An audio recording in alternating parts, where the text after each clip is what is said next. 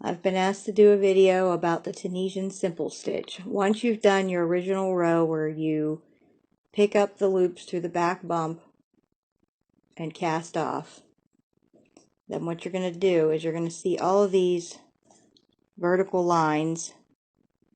Each one of these vertical lines is a stitch. We're going to be working under each one of those vertical bars. You will not work under this first bar that this loop is through. That's your first stitch.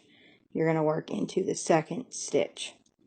So we are going to go through, and you only want to go back behind that, just that vertical bar. You don't want to go through it and come out anyplace else. That's a completely different stitch.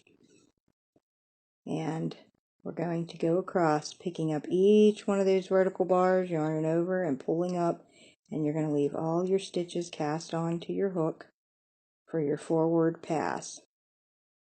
And this way it's easy to see if you have any mistakes. Then for the end, you're going to turn it and you're going to go through where you have the V.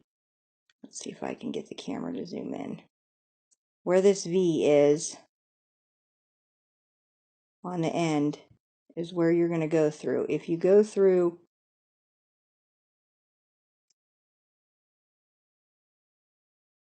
down here, that is just where you originally did your slip knot. So you want the V that's on the end.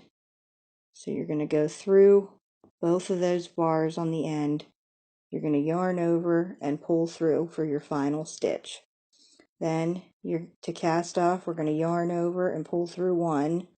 And then I like to either put my stitch marker in there or just grab a hold of that.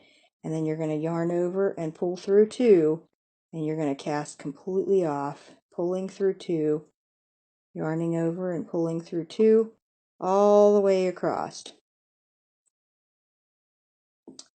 And you've completed your first pass for Tunisian Simple stitch. And that's as easy as it gets.